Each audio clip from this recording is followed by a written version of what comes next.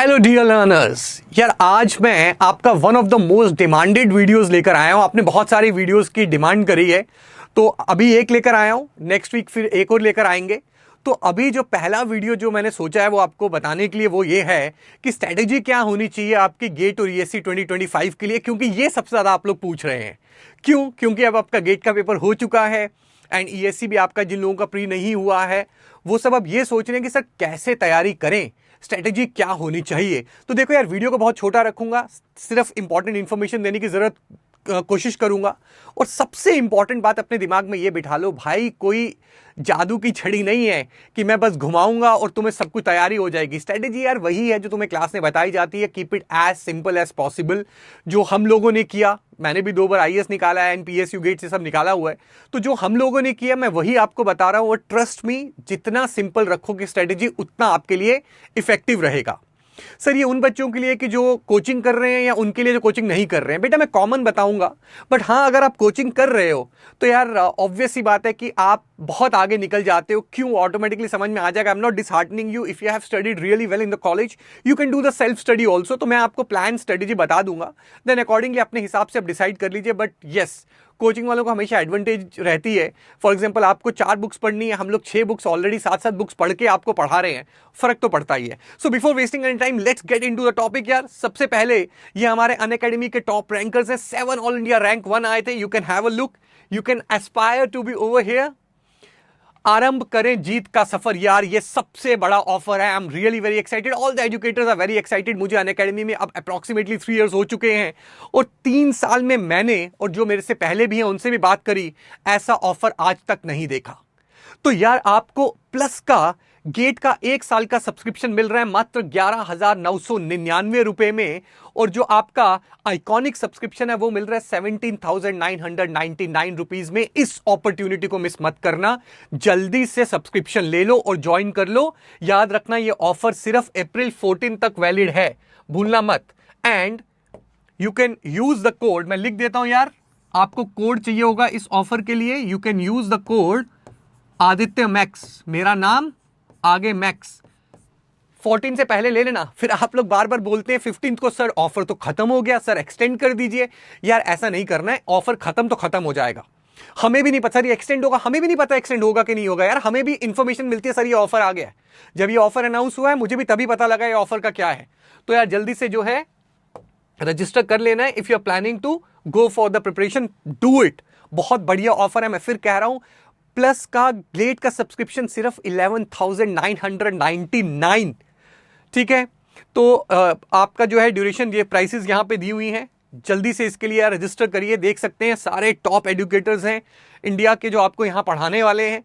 और हमारे जो रैंक थे वो आपको खुद ही सेल्फ एक्सप्लेनेटरी आपने देखा। जो ऑल इंडिया रैंक 7 जो थे, 7 आए हुए हैं 1 हमारे, उसमें कोई भी टेस्ट सीरीज का नहीं है, ठीक है। ड्रॉपर्स टू टॉपर बैच ये 13 अप्रैल को स्टार्ट हो रहा है। इस बैच को जल्दी से ज्वाइन कर लीजिए, इसीलिए 14 तक आपको जो है सब्सक्रिप्शन भी मिल रहा है। जो ऑफर चल रहा है ड्रॉपर्स टू टॉपर्स बैच जो है वो मैं और विशाल सोनी सर स्टार्ट कर रहे हैं। विशाल सर नेटवर्क स्टार्ट कर रहे हैं, मैं सिग्नल सिस्टम स्टार्ट कर रहा हूं। जल्दी से इस बैच में एनरोल कर लीजिए सब्सक्रिप्शन लेके। आरंभ बैच 2026 के लिए है, ये भी 13 को शुरू हो रहा है, सेम मैं और सर स्टार्ट कर रहे हैं। और ईसी और इलेक्ट्रिकल दोनों के लिए ये बैचेस जो हैं वो हैं। अगर आप आइकॉनिक सब्सक्रिप्शन लेते हैं, ढेर सारे बेनिफिट मिलते हैं, जिसमें आपको ये सारी बुक्स होम डिलीवर करवाई जाती हैं, जो प्लस में आपको सिर्फ ऑनलाइन पढ़ने को मिलती हैं। इलेक्ट्रिकल वालों की ये बुक्स की लिस्ट है। So now let's get into the main video that for which we are having this session today. मैं यार शुरू में थोड़ा सा व्हाट इज गेट ये सब बताऊंगा, क्योंकि कुछ बच्चे ऐसे भी होंगे जिनको कुछ नहीं पता होगा। They want to get the information, but we will go very quickly into this. हम ज्यादा इसमें टाइम वेस्ट जो है वो नहीं करेंगे, हम जल्दी जल्दी इसको आगे फॉरवर्ड करेंगे, ठीक है। अगर किसी को ज्यादा डिटेल चाहिए होगी, बेटा पॉज करके वीडियो बाद में देख लेना। मैं बीच बीच में साइड पे होता रहूंगा स्लाइड आगे करने से पहले, ताकि आप प्रॉपरली वीडियो को जो है वो देख पाए। Okay, so the first thing, GATE का फुल फॉर्म क्या है? It is over here. GATE क्या है? GATE is gateway of opportunities, जो मैं अक्सर कहता हूं। क्यों? आपको एमटेक करनी है, आपको पीएचडी करनी है, आपको जॉब चाहिए पीएसयूज में, आपको फॉरेन में एमएस करने जाना है, यहां तक कि fellowship programme in management, you want to do the course from NITIE Mumbai which has now become IIM, सब कुछ इसके थ्रू है। गेट कौन कंडक्ट करता है? 7 IITs और IISc बेंगलोर, जो ओल्ड 7 IITs थे वो कंडक्ट करते हैं। क्या अपॉर्चुनिटीज हैं मैंने ऑलरेडी आपको बता दिया, गेट के थ्रू आप क्या क्या कर सकते हैं।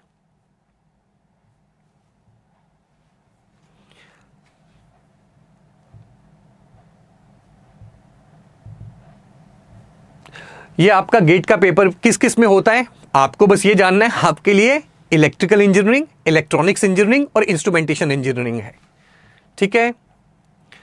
एप्लीकेशन प्रोसेस क्या है? अक्टूबर में गेट का फॉर्म आएगा, रजिस्ट्रेशन शुरू हो जाएगी, आपको चिंता करने की जरूरत नहीं है। हम लोग यूट्यूब पे बैठे हुए हैं, हम लोग आपके लिए वीडियोस बनाएंगे, टेलीग्राम ग्रुप्स में अपडेट डाल देंगे, यार फॉर्म आ गया भर लो, ये डेट है, सब कुछ आपको पता लग जाएगा। But just for your curiosity, अक्टूबर में स्टार्ट होगा। Application fee female SC ST PWD candidates के लिए 900 रुपीज है, बाकी सब कैंडिडेट्स के लिए इंक्लूडिंग फॉरेन नेशनल्स 1800 रुपीज होती है। कोई एज लिमिट नहीं होती, जो अक्सर आप पूछते हैं सर मेरे अटेम्प्ट, कोई अटेम्प्ट नहीं है। गेट कितनी भी एज तक दे सकते हैं, कितने भी बार दिया जा सकता है।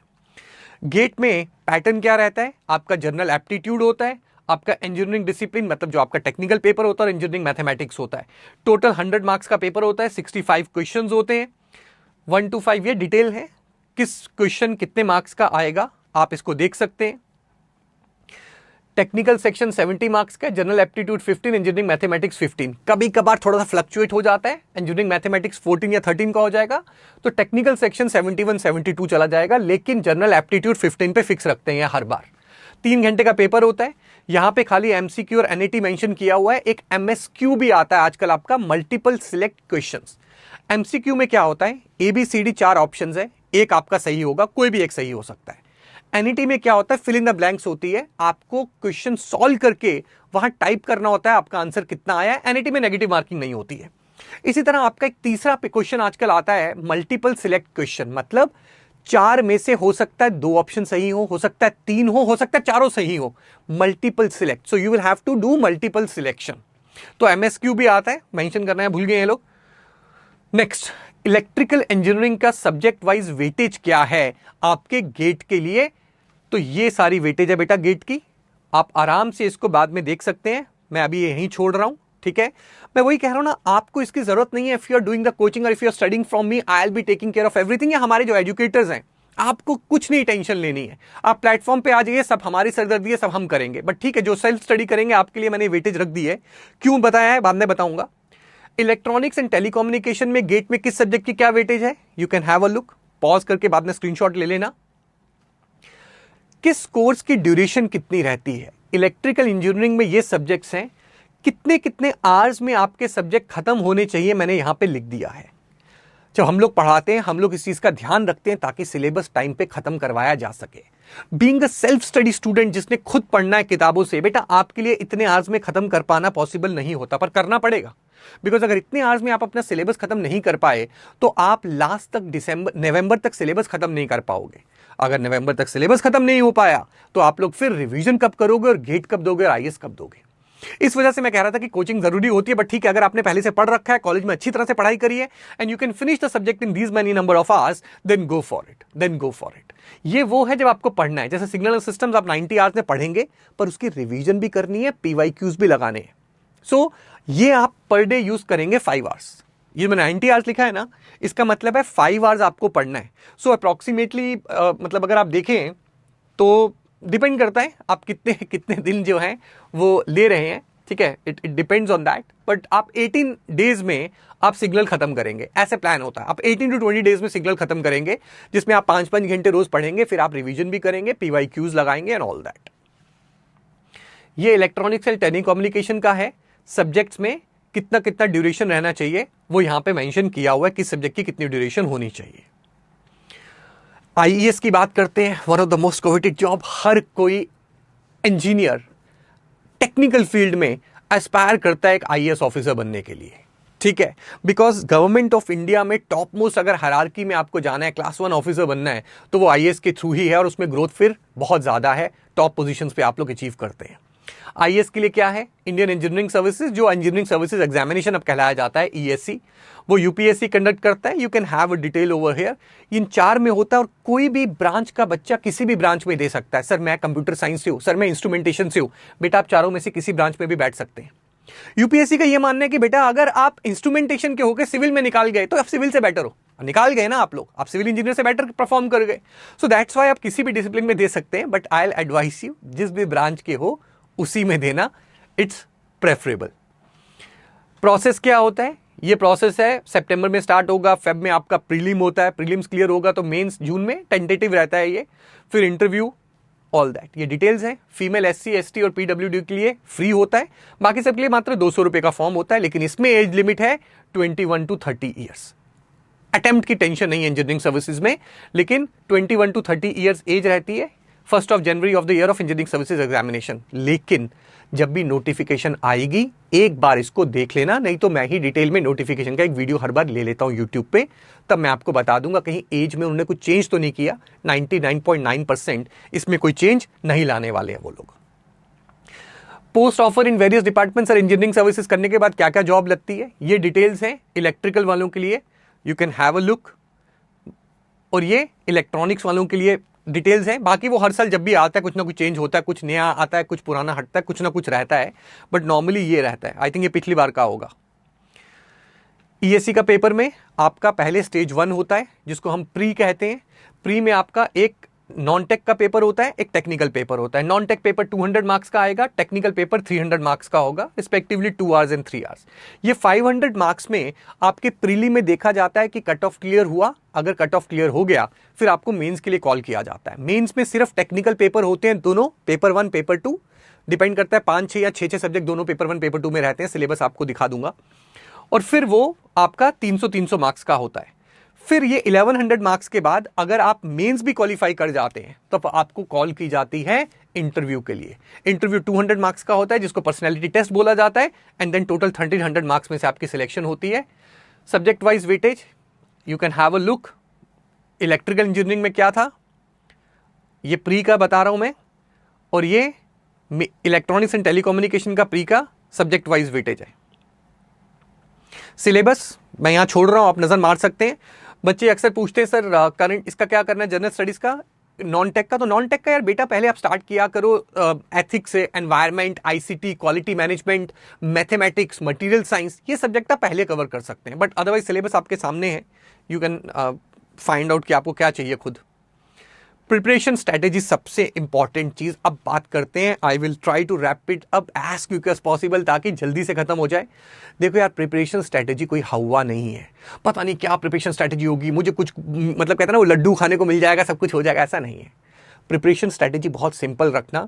ट्रस्ट मी, मैं अपने एक्सपीरियंस से बता रहा हूँ, as an educator for being so long, and that too means I mentored so many all India ranks 1, and more over मैंने खुद एग्जाम निकाले हुए हैं। तो मैं बहुत सिंपल तरीके में बता रहा हूं, और वीडियो खत्म करके मैं फिर क्रक्स दूंगा लास्ट में अभी इसका। तो सबसे पहले यार सिलेबस को गो थ्रू करना बहुत जरूरी है, सिलेबस को समझना बहुत जरूरी है। अगर आप सिलेबस समझेंगे तभी तो भैया पढ़ाई कर पाएंगे, बिना सिलेबस समझे मत आगे बढ़िए। पहले सिलेबस देखिए आपका क्या है, उसको अच्छी तरह से अंडरस्टैंड करिए। सिलेबस समझने के बाद वेटेज समझना सब्जेक्ट की बहुत जरूरी है। अभी आगे आएगा वो पॉइंट, किस सब्जेक्ट की कितनी वेटेज है वो समझना जरूरी है। इसीलिए मैंने आपको सारे सब्जेक्ट्स की वेटेज वहां पे लिख के दी थी, ठीक है, क्योंकि आप उसके अकॉर्डिंगली एक टाइम टेबल प्लान करेंगे कि मेरा ये सब्जेक्ट है, इसकी इतनी वेटेज है तो मुझे इसमें इतने आवर्स चाहिए। इस सब्जेक्ट की वेटेज कम है तो इसके आवर्स कम चाहिए। भैया जिसकी वेटेज ज्यादा है वो सब्जेक्ट बड़ा होगा, उसमें नंबर ऑफ आवर्स ज्यादा लगेंगे। तो वो आप अकॉर्डिंगली प्लान करेंगे, आपको किस सब्जेक्ट के लिए कितने डेज की जरूरत है, कितने आवर्स की जरूरत है, वो आप प्लान करेंगे पूरा का पूरा। So make a time table. दूसरा क्या है, टाइम टेबल आप मंथ्स वाइज ही बना सकते हैं। जैसे मैं एक महीने में या इस महीने में सिग्नल खत्म करूंगा, फिर मैं अगले 15 दिन में डिजिटल खत्म कर लूंगा, फिर अगले महीने में मैं मशीन्स खत्म कर लूंगा। ये एक प्लान होता है। एक माइक्रो लेवल का प्लान होता है, रोज जो आप करा कीजिए, जो खुद कर रहे हैं सेल्फ स्टडी। बाकी सबको टेंशन नहीं लेना, सेल्फ स्टडी का बता रहा हूं भी मैं। बाकी सब तो जो कोचिंग कर रहे हैं वो तो हम ही तुम्हें रोज का प्लान दे देते हैं, ये आज हो गया, रिवाइज करो, ये करो, है ना। आप लोगों को रोज रात को सोने से पहले कल का टारगेट बनाना है कि कल मैं ये वाला टॉपिक करूंगा, कल मैं ये वाले क्वेश्चन जो है सॉल्व करूंगा। रोज रात को कल का प्लान बनाना है ताकि सुबह उठ के आपके पास एक गोल हो कि मुझे क्या करना है। देखो यार, जब आपको एक पाथ मिल जाता है ना तो आप उस पर निकल पड़ते हैं, पर जब आपको पता ही नहीं होता क्या करना है दिन में उठ के, तो आप बहुत एमलेसली उठते हैं, आराम से ब्रेकफास्ट कर रहे हैं, आराम से पढ़ने बैठ रहे हैं, थोड़ा सा पढ़ रहे हैं। क्यों? टारगेट नहीं है। टारगेटेड स्टडी बहुत जरूरी है। दैट्स वाई बिना प्लान के मत पढ़ना। लास्ट में टाइम टेबल बहुत जरूरी होता है। जब दिसंबर में आप रिवीजन शुरू करते हैं उस समय मैं एक सेशन लाऊंगा, how to make a time table. मेरी प्रिपरेशन के time that really help me a lot. मुझे लगता है कि अगर मैं टाइम टेबल लास्ट में नहीं बनाता तो मेरा एग्जाम नहीं निकलता। तो मैं आपको तब बताऊंगा, अभी उसकी जरूरत नहीं है। नोट्स मेकिंग, ये मैं क्लास में हमेशा बोलता हूं। जैसे अनअकैडमी में आप लोग हमसे जब पढ़ते हैं तो जो कुछ क्लास में लिखता हूं वो सारा का सारा डाउनलोड हो जाता है पीडीएफ की फॉर्म में। सारा नोट्स मेरा पीडीएफ की फॉर्म में आपको मिल जाएगा। और मेरी राइटिंग भी गंदी नहीं है, साफ सुथरा लिखता हूं आपके लिए प्रॉपर में। लेकिन फिर भी मैं आपको हमेशा एक ही बात बोलता हूं, अपने हाथ से नोट्स बनाइए। क्यों? अपने द्वारा बनाए गए नोट्स जो हैं वो लॉन्गर पीरियड ऑफ टाइम तक याद रहते हैं। क्यों? लिखते हुए हैंड माइंड की कोऑर्डिनेशन से आधी चीजें याद हो जाती हैं। कई जगह हम सिंबल बनाते हैं, डायग्राम्स बनाते हैं, ग्राफ बनाते हैं, वो वैसे ही याद हो जाता है। और अपनी हैंड राइटिंग बचपन से पढ़ी है तो अपनी हैंड राइटिंग दिमाग में जल्दी रजिस्टर हो जाती है। आप देखिए, आप ट्राई कर लेना, अपनी राइटिंग में कुछ पढ़ना, अपनी फ्रेंड की राइटिंग में कुछ पढ़ना, आप देखना आपको अपनी राइटिंग वाला जल्दी याद हो रहा है। क्यों? बचपन से वही राइटिंग तो पढ़ी है, चाहे वो गंदी है चाहे वो जैसी भी है, पर वो अपनी राइटिंग है। That's why always make notes. मेरे तो क्लास का रूल है। और जिन जिन बच्चों ने नोट्स बनाए they all thanked me towards the end. Otherwise आप पूछ भी सकते हैं, जो मेरे स्टूडेंट मेरे से ऑलरेडी पढ़ चुके हैं सबको नोट्स बनवाता हूं एंड हर कोई थैंक्स बोलता है। And then they make notes in all other subjects also. तो this is what I am trying to tell you over here. ये वही चीज है। शॉर्ट नोट्स बहुत जरूरी है। शॉर्ट नोट्स कैसे बनाते हैं बहुत जल्दी मैं इसके लिए नेक्स्ट वीडियो लेकर आ रहा हूं, how to make short notes. I know you people do not know how to make short notes. Very soon I am going to get make a video on that also. Till then थोड़ा patience रखना। आपको short notes बनाने हैं, short notes concise and clear रखने हैं और time to time short notes revise करते रहने हैं। आपका अक्सर प्रॉब्लम होती है, सर अब ये मैं बहुत देर बाद पढ़ रहा हूं, 6 महीने बाद पढ़ रहा हूं, नेटवर्क में भूल गया। भाई किसने कहा था 6 महीने बाद पढ़ने के लिए? सर टाइम ही नहीं मिला। बट टाइम मिलता है शॉर्ट नोट्स को पढ़ने का। तो शॉर्ट नोट्स बनाइए। कैसे बनाने हैं मैं आपको सिखाऊंगा। शॉर्ट नोट्स बनाइए टाइम टू टाइम, हर संडे हर फ्राइडे। जल्दी पढ़ लिया, 2 घंटे फ्री हो गए, शॉर्ट नोट से क्विक रिवीजन कर दी, सब्जेक्ट माइंड में रहेगा। आप हमेशा एक्टिव रहेंगे पुराने सब्जेक्ट्स के साथ। दैट्स वाई शॉर्ट नोट्स जो बहुत जरूरी होते हैं। बाकी मुझे पता है शॉर्ट नोट्स को लेके कई एप्रीहेंशंस होती हैं, सब बात करेंगे बट शॉर्ट नोट्स की वीडियो में। अदरवाइज मैं अभी शॉर्ट नोट्स के बारे में डिस्कस करके इस वीडियो को लंबा नहीं करना चाहता ज्यादा। रिवीजन ये जो है ना, इसके बिना कुछ नहीं हो सकता।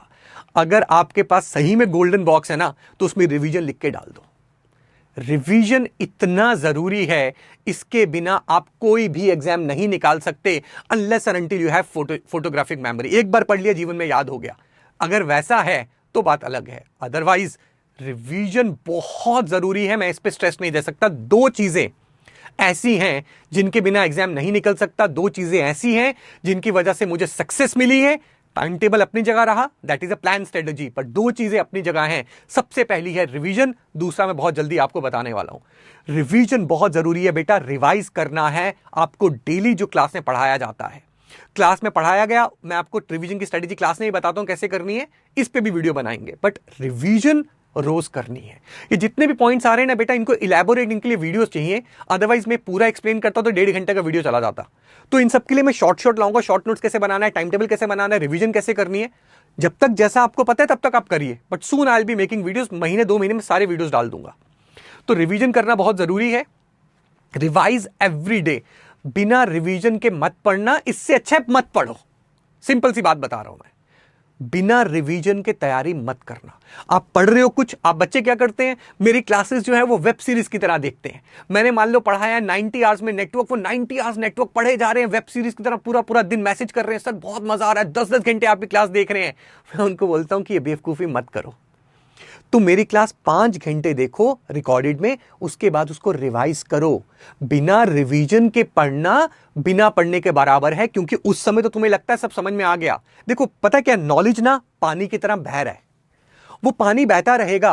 अगर पानी को इकट्ठा करना है, नॉलेज को इकट्ठा करना है, तो बांध बनाना पड़ेगा, डैम बनाना पड़ेगा।